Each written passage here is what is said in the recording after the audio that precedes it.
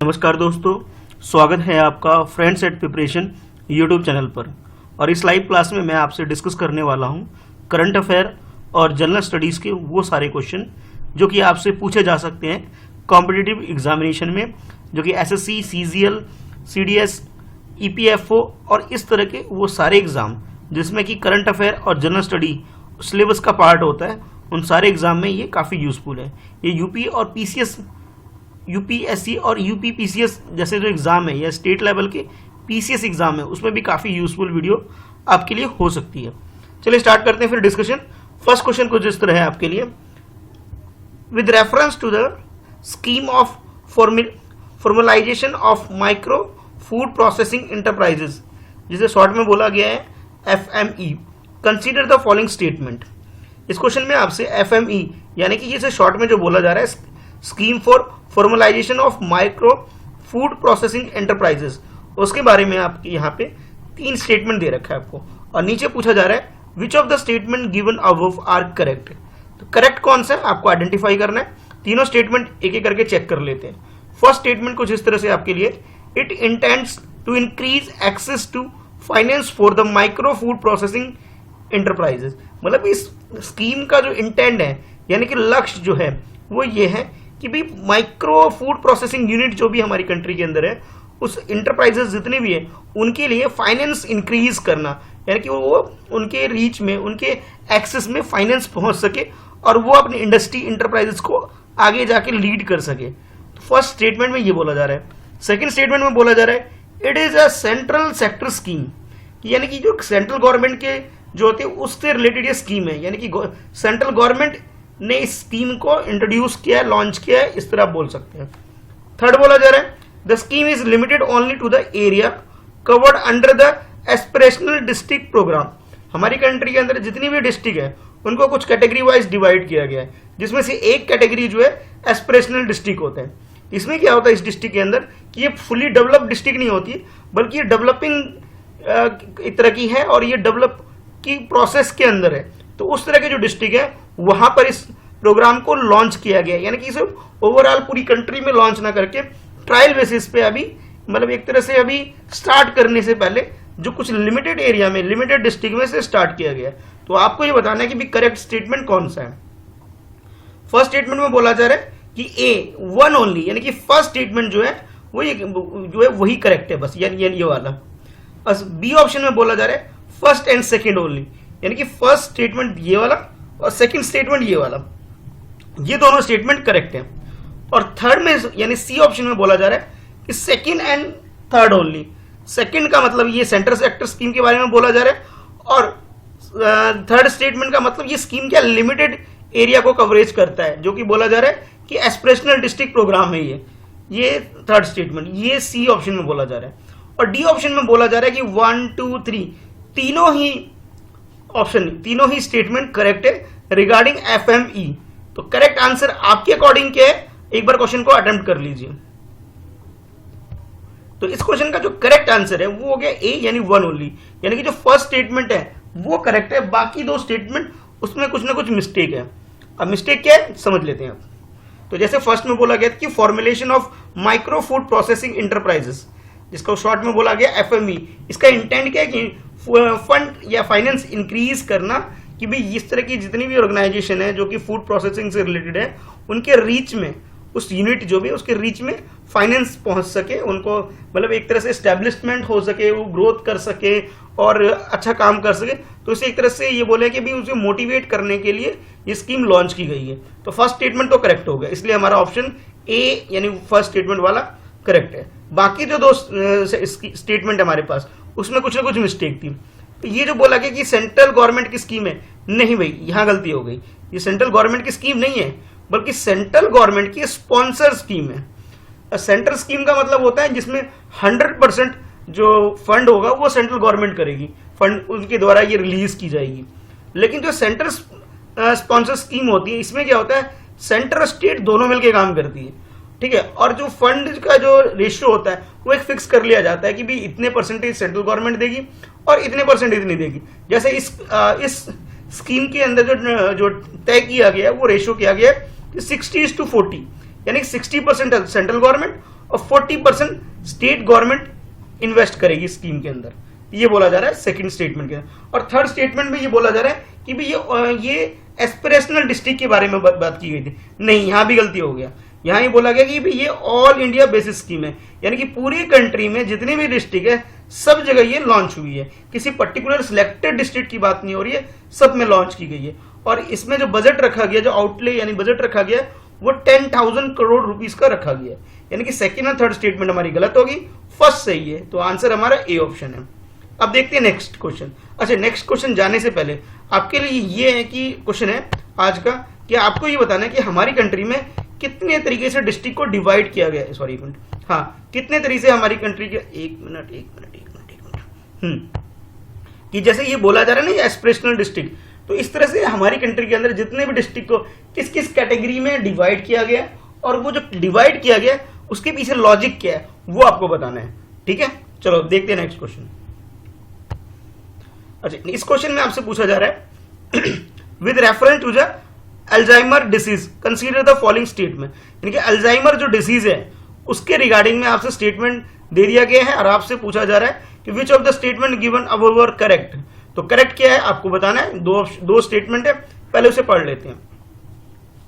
तो first statement जैसा आप देख रहे हैं उसमें ये बोला जा रहा है it is an psychological disorder, मतलब ये साइकोलॉजिकल यानी कि मनोवैज्ञानिक डिसऑर्डर या विकार है which affect the memory and can lead to dementia. अच्छा, ये जो बोला जा रहा है कि ये जो बीमारी है ये हमारे जो मनोवैज्ञानिक काइंड ऑफ बीमारी यानी कि साइकोलॉजिकल काइंड ऑफ डिसीज है, डिसऑर्डर है, ये बोला जा रहा है। और ये एक तरह से डिमेंटिया से रिलेटेड है और ये ऐसा बताया जा रहा है फर्स्ट स्टेटमेंट के अंदर। अच्छा, सेकंड स्टेटमेंट जो है वो ये बोला जा रहा है कि trojan peptides is one of the preventive measure for it, यानी कि ट्रोजन पेप्टाइड्स जो है इसका प्रिवेंटिव मेजर है। ये सेकंड ऑप्शन में बताया जा रहा है। पहले इन्होंने डिसीज को डिफाइन कर दिया और सेकंड स्टेटमेंट में इसका जो इसके अगेंस्ट में निवारण या फिर कह सकते हैं प्रिवेंटिव मेजर क्या हो सकते हैं उसके बारे में बता दिया। अब आपसे पूछा जा रहा है कि भाई ये बताओ कि भाई ये स्टेटमेंट कौन सा सही है और कौन सा गलत है। तो आपको करेक्ट आंसर क्या हो सकता है वो सिलेक्ट करना है। तो देखिए करेक्ट स्टेटमेंट के लिए इस तरह से इन्होंने कोड दिया है। ए में बोला जा रहा है कि फर्स्ट स्टेटमेंट यानी कि one statement only first statement is correct this one, and second option जो बी है उसमें बोला जा रहा है कि सेकंड स्टेटमेंट यानी कि ट्रोजन पेप्टाइड्स के बारे में बोला जा रहा है कि ये सही है। और सी में बोला जा रहा है कि दोनों ही गलत है यानी कि दोनों ही करेक्ट है, फर्स्ट भी और सेकंड भी। डी में बोला जा रहा है आपसे ना फर्स्ट सही है ना सेकंड सही है, यानी कि दोनों में से कोई सा भी सही नहीं है, दोनों ही गलत है। तो आप बताइए आपके अकॉर्डिंग सही क्या है और गलत क्या है। तो करेक्ट आंसर है इस क्वेश्चन का, आई होप आप लोगों ने अटेम्प्ट कर लिया होगा, वो है ऑप्शन बी, यानी कि जो सेकंड स्टेटमेंट है सिर्फ वही करेक्ट है, फर्स्ट स्टेटमेंट वो गलत था। गलत क्या है अब देख लेते हैं। जैसे बोला जा रहा है अल्जाइमर जो डिसीज है साइकोलॉजिकल डिसऑर्डर का डिसीज नहीं है बल्कि ये न्यूरोलॉजिकल डिसऑर्डर है। क्या न्यूरोलॉजिकल डिसऑर्डर में क्या होता है, जो हमारी ब्रेन के अंदर से रिलेटेड है ये कि किस तरह से नर्वस सिस्टम हमारी पूरे ब्रेन का काम करता है, उससे रिलेटेड ये डिसऑर्डर हो जाता है। और इसकी वजह से डिजर्नेट या फिर डेथ तक की सिचुएशन हो सकती है। यानी कि आप ये बोल सकते हो कि ये ऐसी बीमारी है जिससे डेथ तक पॉसिबल है और मेमोरी लॉस और इससे रिलेटेड और भी दूसरी बीमारीज भी जो प्रॉब्लम भी एसोसिएटेड है इस बीमारी से रिलेटेड। अच्छा, सेकंड जो आपसे बोला जा रहा था कि ट्रोजन पेप्टाइड्स जो है इससे रिलेटेड प्रिवेंटिव मेजर है अल्जाइमर बीमारी से, ये करेक्ट है। यानी कि सेकंड स्टेटमेंट तो करेक्ट है, फर्स्ट स्टेटमेंट गलत है। गलत क्या है, जो साइकोलॉजिकल डिसऑर्डर की जो बात की गई थी इसमें साइकोलॉजिकल डिसऑर्डर नहीं है बल्कि ये न्यूरोलॉजिकल डिसऑर्डर है। यानी कि जो आपका करेक्ट आंसर जो हो जाएगा वो हो जाएगा बी, यानी कि सेकंड ओनली। चलिए देखते हैं फिर नेक्स्ट क्वेश्चन। इस क्वेश्चन में आपसे पूछा जा रहा है consider the following statement with reference to the Malaysia. अब मलेशिया जो कंट्री है, एशिया की कंट्री है, उससे रिलेटेड आपसे क्वेश्चन पूछा जा रहा है कि मलेशिया को ध्यान में रखते हुए आपके पास ये तीन स्टेटमेंट है। अब तीनों स्टेटमेंट को पहले रीड करना है हमें, उसके बाद हमें ये चेक करना है कि भाई कौन सा स्टेटमेंट करेक्ट है। जैसे नीचे लिखा गया ना कि which of the following statement given above are correct, तो करेक्ट क्या है उसको आइडेंटिफाई करना है। तो तीनों स्टेटमेंट को एक एक करके वन बाय वन देख लेते हैं क्या है। तो फर्स्ट स्टेटमेंट बोला जाए it is a part of Sunda island, ये जो सुंदरा आइलैंड है उसका पार्ट है Malaysia, first statement. Second statement बोला जाए Malacca strait separate Malay peninsula and Java island कि जो मलक्का स्टेट है वो डिवाइड करता है, वो सेपरेट करता है, यानी अलग करता है मलाय पेनिसुला को और जावा आइलैंड को, सेकंड स्टेटमेंट में बोला जा रहा है। और थर्ड स्टेटमेंट में आपसे बोला जा रहा है कि it share a boundary with the Myanmar and Thailand, Myanmar जो कि दूसरी कंट्री है और थाईलैंड एक और कंट्री है, इनके साथ ये बाउंड्री शेयर करता है। तो आपको एक ये भी पता होना चाहिए कि मलेशिया की लोकेशन क्या है, किसके साथ बाउंड्री शेयर करता है। तो इस तरह से ये बेसिक क्वेश्चन आपसे बनाया गया है। तो चलो देख लेते हैं फिर भाई ये करेक्ट क्या है, इनकरेक्ट क्या है। तो जो फर्स्ट ऑप्शन है इसमें बोला जा रहा है कि जो 1 यानी कि फर्स्ट स्टेटमेंट ये करेक्ट है। बी में बोला जा रहा है आपसे कि 1 एंड 2 यानी कि फर्स्ट स्टेटमेंट और सेकंड स्टेटमेंट ये करेक्ट है। और सी में बोला जा रहा है कि second statement and third statement ये करेक्ट है। और डी में बोला जा रहा है कि ऑल 3 यानी कि 1 2 3 तीनों ही स्टेटमेंट करेक्ट है। तो आपके अकॉर्डिंग सही आंसर क्या है आपको ये बताना है। तो क्वेश्चन को अच्छे से देख लीजिए और उसके बाद आंसर देने की कोशिश करिए। तो इस क्वेश्चन का जो करेक्ट आंसर है, करेक्ट आंसर इसका ए यानी कि 1 ओनली, यानी कि जो फर्स्ट स्टेटमेंट है वो करेक्ट है, ऑप्शन आपका एक सही है। अब थोड़ा डिटेल में समझ लेते हैं कि भाई बाकी स्टेटमेंट में क्या मिस्टेक थी या किसकी वजह से ये स्टेटमेंट गलत हो गए। तो जब पहले ही बोला कि ना मलक्का स्टेट सेपरेट करती है मलाय पेनिसुला एंड सुमात्रा आइलैंड को, ये बोला गया, ये सही स्टेटमेंट होनी चाहिए थे। जबकि क्वेश्चन में आपको क्या दिया था, जावा आइलैंड दिया था, ये जावा आइलैंड जो है ये गलत हो गया। ठीक है, जरा ये देख सकते हैं आप, ये क्या नाम है मलेशिया जो कंट्री है वो हम इस तरह से मैप में आपको इस तरह से दिखाई देगा अगर आप गूगल मैप यूज करके या फिर कोई भी एटलस वगैरह यूज करते हैं। तो ये एक्चुअल में ये जो मलेशिया है, ठीक है, ये एक तरह से आइलैंड कंट्री है और ये 2 मेजर आइलैंड, वैसे तो छोटे छोटे कई सारे आइलैंड है, लेकिन तो जो 2 मेजर आइलैंड है ये फर्स्ट ये और सेकंड ये, इन दोनों को मिलाकर के ये बना हुआ ये मलेशिया कंट्री है। अच्छा, उसके बाद जैसे आपसे बोला गया कि ये अपनी बाउंड्री शेयर करती है म्यांमार के साथ और थाईलैंड के साथ, यहां भी गलती होगी। गलती है कि म्यांमार के साथ ये बाउंड्री शेयर नहीं करती, ये बाउंड्री शेयर करती है सिर्फ थाईलैंड के साथ, जो कि ये रही। ठीक है, ये सिर्फ थाईलैंड के साथ ये बाउंड्री शेयर करती है, म्यांमार तो इधर ऊपर जाकर के इस तरफ है। ठीक है, तो ये लोकेशन आप एक बार देख लीजिए ध्यान से कि भाई ये मलेशिया 2 मेजर आइलैंड के अंदर है और ये थाईलैंड जिसके साथ ये बाउंड्री शेयर कर रही है यहाँ पे। और जो बाकी जो बात की जा रही है म्यांमार भाई ऊपर है, जब हमारे जो नॉर्थ ईस्ट पार्ट है हमारे कंट्री का, उसके जो ईस्ट पार्ट है यानी कि हमारी कंट्री से अरुणाचल प्रदेश, नागालैंड, मणिपुर, ये जो स्टेट हैं ये म्यांमार के साथ बाउंड्री शेयर करते हैं। इंटरनेशनल बाउंड्री की बात की जा रही है। ठीक, आई होप क्वेश्चन समझ में आ गया होगा आपको। चलो अब देख लेते हैं नेक्स्ट क्वेश्चन। नेक्स्ट क्वेश्चन में आपसे पूछा जा रहा है, consider the following statement about Jio textile. Jio textile क्या होता है, इससे रिगार्डिंग आपसे कुछ स्टेटमेंट यानी कि 4 स्टेटमेंट दे रखा है आपको और आपसे पूछा जा रहा है कि भाई इनमें से कौन सा स्टेटमेंट करेक्ट है। जो नीचे लिखा है ना कि which of the following statement mention above are correct, तो अब आपको करेक्ट स्टेटमेंट क्या है ये देखना है और उस हिसाब से अपना आंसर करना है। तो पहले एक बार स्टेटमेंट पढ़ लेते हैं। तो फर्स्ट स्टेटमेंट ये है, इट इज ए सिंथेटिक और मैन मेड बायोडिग्रेडेबल मटेरियल, मतलब ये किसी से बना है, बायोडिग्रेडेबल मटेरियल से बना है, ह्यूमन मेड है, सिंथेटिक है, ऐसा ऐसा बोला जा रहा है फर्स्ट स्टेटमेंट के अंदर। सेकंड स्टेटमेंट में आपसे बोला जा रहा है, it has a high degree of permeability, ये बोला जा रहा है कि इसमें हाई डिग्री ऑफ परमेबिलिटी है सेकंड स्टेटमेंट के अंदर। और थर्ड स्टेटमेंट में आपसे बोला जा रहा है, it has the ability to separate and filter, इसमें सेपरेट करने की और फिल्टर करने की मतलब एक एबिलिटी है when used in association of soil, कि सोइल के साथ अगर आप इसे यूज करते तो इसे फिल्टर करने की एबिलिटी है, ये बोला जा रहा है। और नेक्स्ट स्टेटमेंट में आपसे बोला जा रहा है, it is resistant to root mould and moisture, कि भाई इसे आप मोड़ सकते हो, ये नमी को मॉइस्चर को भी डील कर सकता है, इस तरह की रेजिस्टेंस है इसके अंदर, कहने का मतलब ये है। तो आपको ये बताना है कि सही स्टेटमेंट क्या है। तो ऑप्शन ए जो है आपके लिए, उसमें बोला जा रहा है कि 1 एंड 2 यानी कि ये दोनों स्टेटमेंट ये करेक्ट है। अच्छा, नेक्स्ट स्टेटमेंट जो है, जो ऑप्शन है आपके लिए, उसमें बोला जा रहा है फर्स्ट, थर्ड एंड फोर्थ, यानी कि सेकंड वाले को छोड़ करके बाकी तीनों स्टेटमेंट है ये करेक्ट है, ये आपसे सेकंड ऑप्शन में बोला जा रहा है। और नेक्स्ट थर्ड ऑप्शन में सी में बोला जा रहा है आपसे कि भी थर्ड एंड फोर्थ स्टेटमेंट ये दोनों ही सही है सिर्फ। लास्ट ऑप्शन जो है इसमें बोला जा रहा है कि ये चारों स्टेटमेंट, यानी कि ये फर्स्ट, सेकंड, थर्ड, फोर्थ, चारों स्टेटमेंट, ये चारों के चारों स्टेटमेंट करेक्ट है। तो आपके अकॉर्डिंग सही आंसर क्या है, क्वेश्चन को अटेम्प्ट कर लीजिए एक बार। तो इस क्वेश्चन का जो करेक्ट आंसर हो गया वो हो गया डी, यानी कि 1 2 3 4 चारों स्टेटमेंट करेक्ट है। अब डिटेल में समझ लेते हैं क्या है। तो जैसे इसमें बोला गया था कि भी ये जियो टेक्सटाइल ह्यूमन मेड है, सिंथेटिक है। इसमें सिंथेटिक होने का मतलब है इसमें क्या है, पॉलिस्टर भी है और पॉलीपिनोल, ये दोनों चीज मटेरियल यूज्ड है इसके अंदर। ह्यूमन मेड मटेरियल है, बायोडिग्रेडेबल इन नेचर है, ये सारी बात इसके रिगार्डिंग में सही है।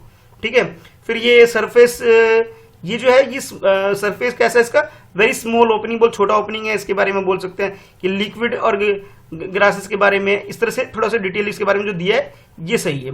और फिर बाद में जो आपसे बोला कि इसमें एबिलिटी है कि ये सेपरेट कर सकती है, फिल्टर कर सकती है, रीफोन्स कर सकती है, प्रोटेक्ट कर सकती है, ड्रेन वगैरह जो इसमें यूज किया गया है, तो ये नेक्स्ट स्टेटमेंट ये भी सही है।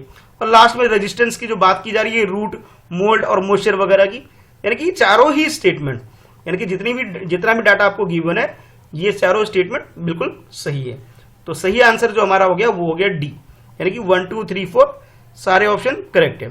अब देखते हैं नेक्स्ट क्वेश्चन को। तो इस क्वेश्चन में आपसे पूछा जा रहा है कि with reference to the Konark sun temple consider the following statement, यानी कि जो कोणार्क सन टेम्पल है, काफी सुना होगा इसका नाम आप लोगों ने, न्यूज में भी काफी रहता है अक्सर ये। तो इसके रिगार्डिंग में कुछ स्टेटमेंट है, ये 2 स्टेटमेंट है, तो आपको ये बताना है कि भी नीचे कि करेक्ट कौन सा है। तो फर्स्ट स्टेटमेंट देख लेते हैं। फर्स्ट स्टेटमेंट में बोला जा रहा है it is a UNESCO world heritage site located in Orissa, कि उड़ीसा के अंदर एक यूनेस्को द्वारा डिक्लेयर वर्ल्ड हेरिटेज साइट है ये Konark sun temple. First statement में बोला जा रहा है।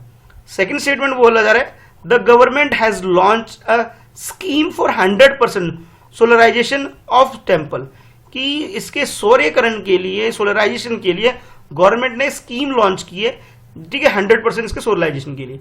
ये सेकंड स्टेटमेंट बोला गया। तो आपको ये बताना है कि सही क्या है। तो आपके लिए जो आंसर के लिए जो ऑप्शन कुछ इस तरह से, ए यानी कि फर्स्ट स्टेटमेंट करेक्ट है, बी जिसमें बोला जा रहा है सेकंड स्टेटमेंट करेक्ट है, सी जिसमें बोला जा रहा है कि भाई ये थर्ड स्टेटमेंट, ठीक है, ये थर्ड में, सी में बोला है कि फर्स्ट और सेकंड, ये दोनों स्टेटमेंट जो है ये आपके लिए करेक्ट है।